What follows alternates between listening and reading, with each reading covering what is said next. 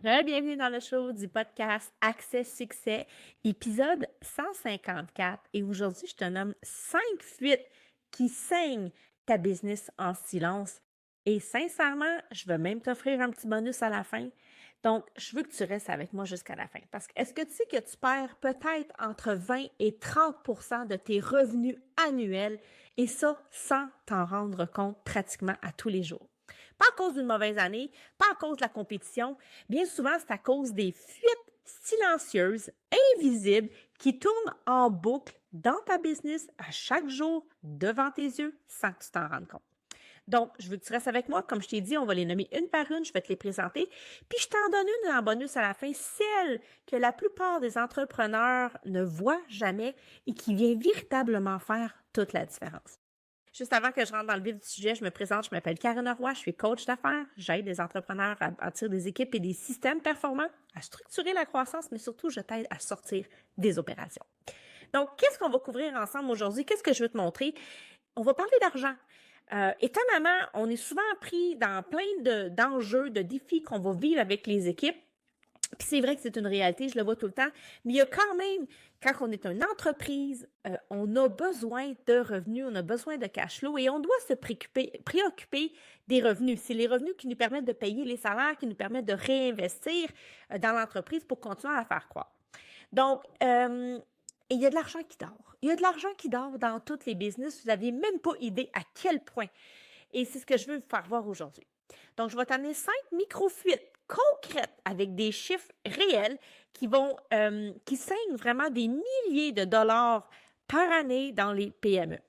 Puis, évidemment, pour te récompenser, à la fin, je vais t'offrir un 6e bonus, quelque chose auquel on ne pense pas, qui n'est pas si compliqué que ça à faire, mais qui vient véritablement faire toute la différence et qui va tout changer pour toi si tu mets ça en application. Donc, je te dis, on part maintenant. On commence avec les premières micro-fuites, mais juste avant, si tu me découvres pour la première fois, je t'invite à t'abonner à la chaîne, à t'inscrire. Viens m'écrire dans les commentaires et à la fin, je te donnerai la possibilité de prendre un appel avec nous si jamais ça vous parle.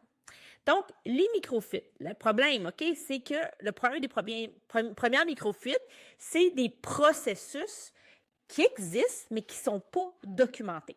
Et ça, ce que ça fait, c'est que tout est dans votre tête ou dans la tête de quelqu'un, un employé qui a beaucoup d'expérience, qui est là depuis longtemps. Et le même matin, on se ramasse aux soins intensifs, juste c'est morbide, c'est tragique, mais je veux dire, je veux juste vous exposer la réalité. Vous ramassez à l'hôpital le même matin, là, pendant un mois de temps, qu'est-ce qui se passe? Donc, la business, les gens savent, certaines personnes pensent qu'ils savent qu'est-ce qu'ils ont à faire, et les choses se font, ça avance comme on peut, mais il n'y a pas vraiment de standard d'établi.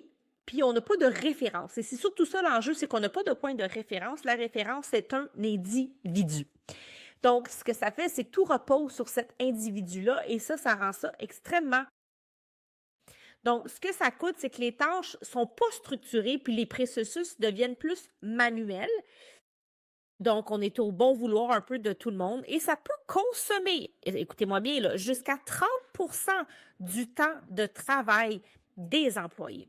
Fait que faites un calcul là, pour le fun, 30% sur des soumissions que vous avez faites et que vous avez estimé un nombre de temps et que finalement, ça prend 30% plus de temps. Qu'est-ce que ça vous coûte? Par exemple, sur une équipe de 5 personnes à 40 000 par année, un salaire de 40 000 par année chacun, ça représente 60 000 de temps qui s'évapore en inefficacité à chaque année. Les petites pertes de temps à gauche, à droite, les erreurs, le fait qu'on ne sait pas trop quoi faire, qu'on doit reprendre parce que c'est un peu désorganisé. Donc, et ce que vous faites, c'est que vous recommencez à réexpliquer encore une fois les mêmes affaires encore et encore. Et là, vous perdez du temps et de l'énergie, mais aussi de l'argent. Donc, c'est pas négligeable, ça. Donc, les processus. Donc, la vraie perte, c'est pas juste le temps. Okay? Je veux que vous le compreniez. C'est vraiment l'énergie que vous allez y mettre. C'est la qualité, puis c'est les erreurs qui coûtent des clients et qui vous coûtent de l'argent. Donc, la première micro-fuite que je viens de vous parler, c'est vraiment les processus qui ne sont pas documentés. Et on voit ça lourd et compliqué et long, puis on se dit qu'on n'a pas le temps. Mais je veux juste que vous l'entendiez, le temps, c'est de l'argent. OK? Deuxième fuite, les rôles flous. Vous n'avez pas idée à quel point on pense qu'on est clair puis qu'on ne l'est pas. Moi, ça me frappe à chaque fois. Donc, les gens ne savent pas exactement c'est qui est responsable de quoi. Bon, évidemment, si on a une petite équipe, des fois, c'est clair. Puis encore, j'ai envie de dire, c'est plus compliqué quand on a une petite équipe parce que souvent, on porte plusieurs chapeaux et chaque employé porte plusieurs chapeaux aussi. Les tâches peuvent tomber en deux chaises où il va y avoir des doublons. On ne savait pas qu'un tel s'occupait de ça, un tel s'occupait de ça. Fait que là, on travaille en double. Donc, on n'est pas plus avancé non plus.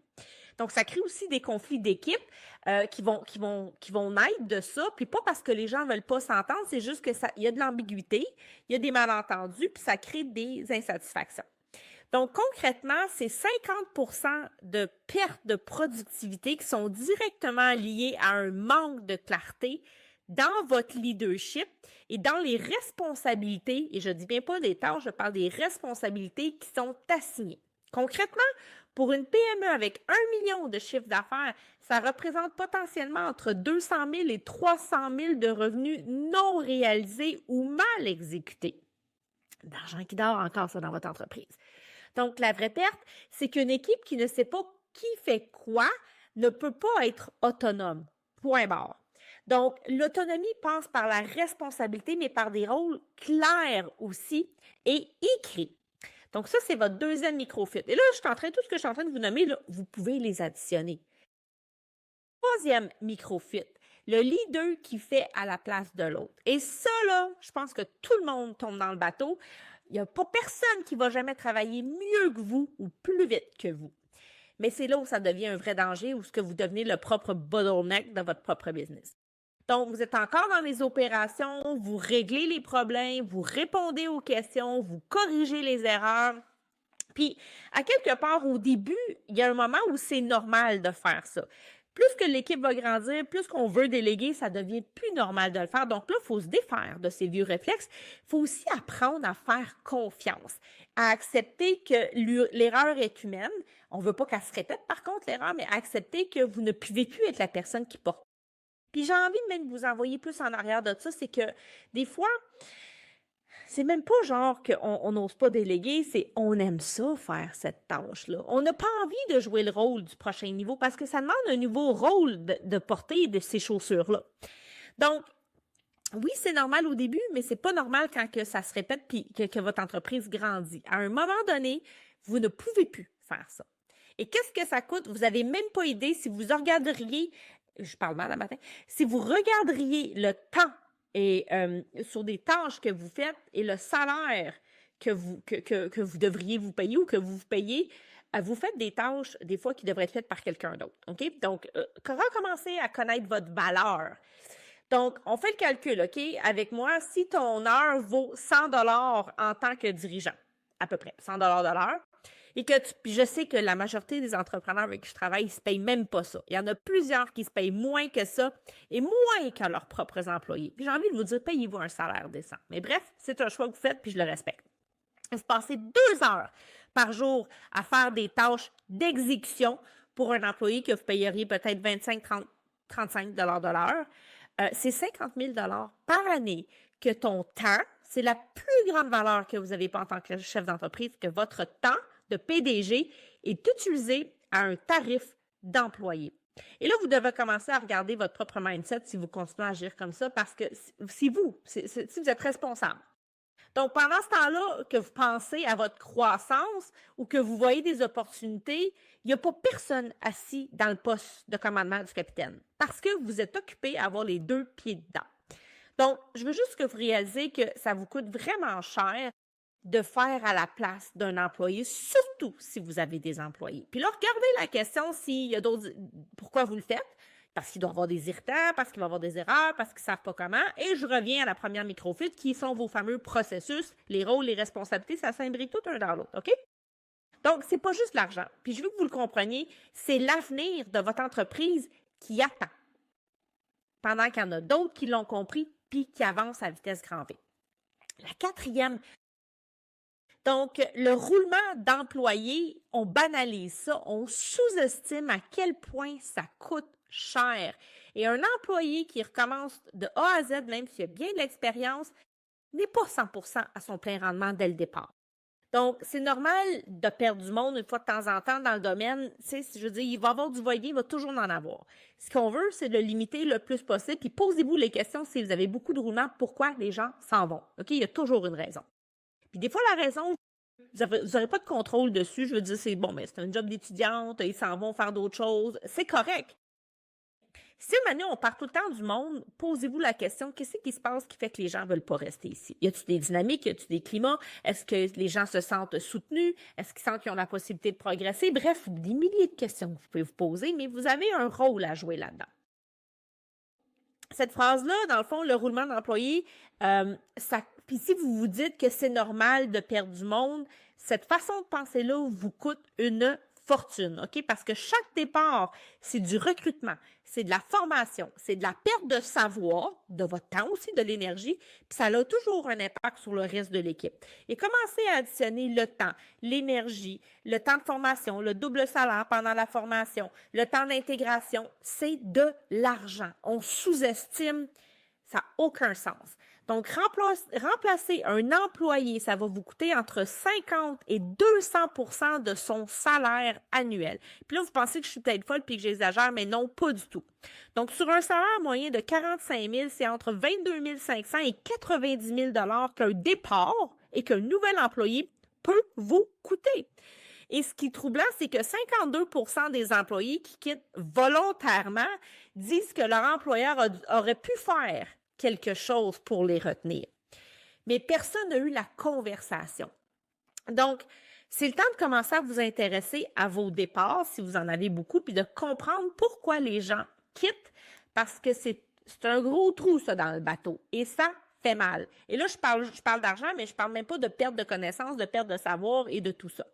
Donc, le roulement, c'est souvent un symptôme. Donc, comprenez que si ça se présente comme ça, c'est qu'il y a d'autres choses en dessous de ça, vous devez aller creuser. Okay? Le vrai problème, bien souvent, c'est l'absence de structure, un manque d'encadrement et de reconnaissance. Les gens, surtout les nouvelles générations, ils ont besoin de ça. Ils ont été élevés avec le support, l'encouragement. C'est peut-être pas de votre culture à vous de faire ça, mais il y a des moyens de le faire sans tomber dans de l'excès. Et maintenant, la 5e microfuite, c'est qu'il n'y a aucune structure de suivi. On peut faire, mais à un moment donné, il faut aussi assurer des suivis sur ce qu'on demande, sur les tâches, sur les responsabilités qu'on donne.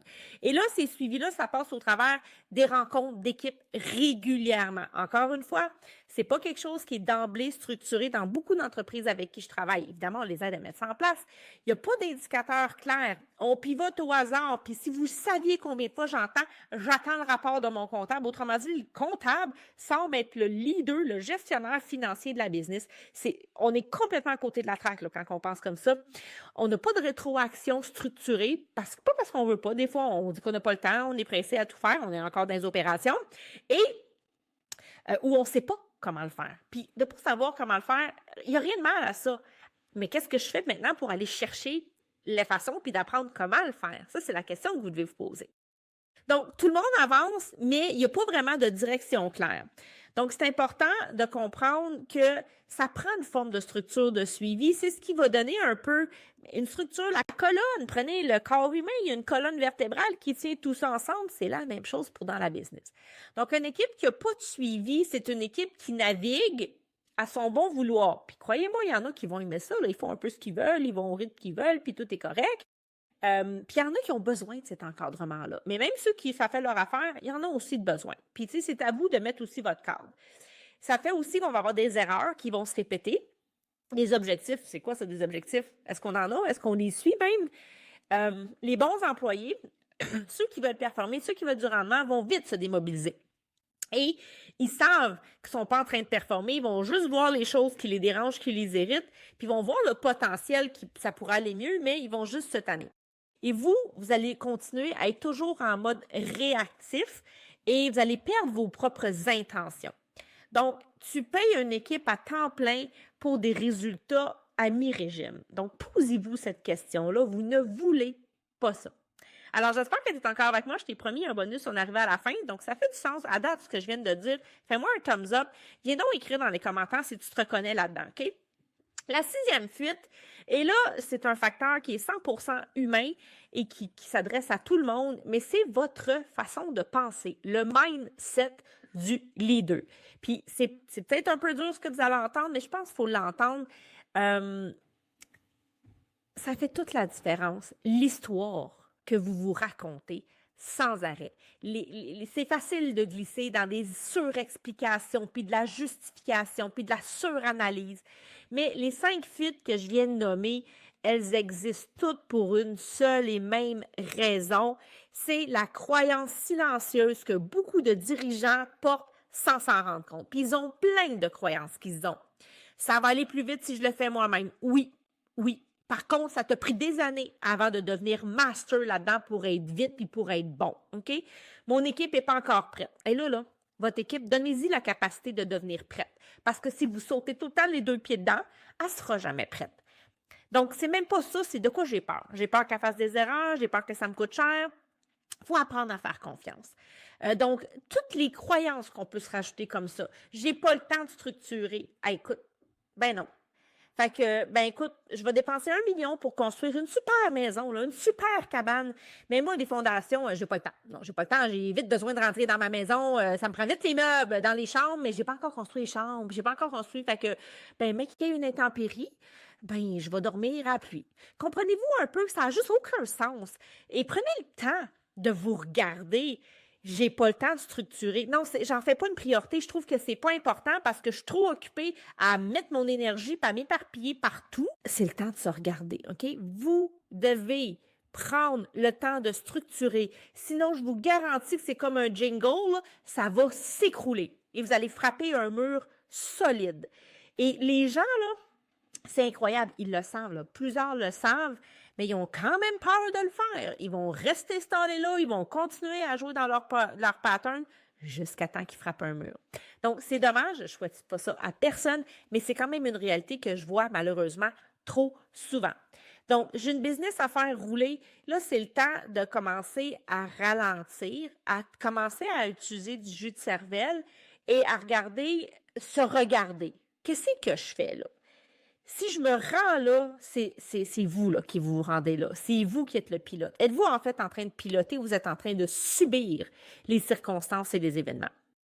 Donc, bien souvent, vous êtes le plus grand frein à votre croissance et à tout ce qui passe autour de vous. Et si on continue à penser comme ça, que j'ai pas le temps, j'ai une business à faire rouler, vous êtes en train de faire fausse route.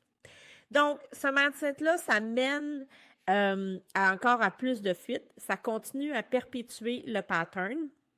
Et malheureusement, il va arriver de quoi de malheureux avant que certains s'en rendent compte. Puis malheureux, ça peut aller à la faillite. Ça peut aller à perdre encore une fois des bons employés, des personnes ressources. Tu sais, des fois, la vie, elle trouve le moyen de nous faire comprendre quand on ne le fait pas par nous-mêmes. Donc, je vous invite à regarder où vous êtes. Si vous êtes la personne qui travaille le plus fort, qui est tout le temps pris les 2 pieds dedans, puis que vous n'avez pas le temps de construire, c'est un gros drapeau rouge. C'est le temps de vous regarder avec humilité et de faire un move stratégique pour changer ça. Et si vous avez besoin d'aide pour le faire, c'est exactement ça qu'on fait à l'Académie. On vous aide à bâtir les systèmes, les structures. On vous aide à vous regarder aller dans vos angles morts parce que vous ne les voyez pas. Ça prend une posture, OK? Si vous êtes aucunement capable de vous choisir, ben vous allez... Je suis désolée, on ne peut pas vous aider. On peut amener un onde à la rivière, mais on ne peut pas boire à la place.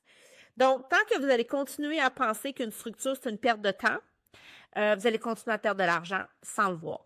Donc, j'ai envie de vous dire encore une fois, imaginez votre belle grosse cabane à 1 million qu'on veut, mais on n'a pas mis les fondations, on a des 2x4, mais on n'a pas mis les murs, on n'a pas mis le revêtement, puis vite, on a hâte de rentrer les meubles. Ça ne marchera pas. Et ça perd de la valeur. Vous n'aurez pas le produit final que vous voulez avoir. Donc, encore une fois, comme je vous disais, c'est un premier levier qu'on peut travailler ensemble parce que le mindset, dès qu'on change notre façon de penser, tout le reste va changer autour. On met un regard différent, une perspective différente sur les événements, sur les contextes, sur les situations. Mais surtout, j'ai envie de vous dire, faites-le par rapport à vous. Donc voilà, j'espère que ça t'a parlé aujourd'hui, ce que je t'ai dit. C'est vraiment réel. Il y a plein de micro-fuites, l'équivalent de votre chiffre d'affaires. Regardez ce que vous avez fait l'année passée, là, puis dites-vous qu'en micro-fuite, vous avez probablement l'équivalent de votre chiffre d'affaires.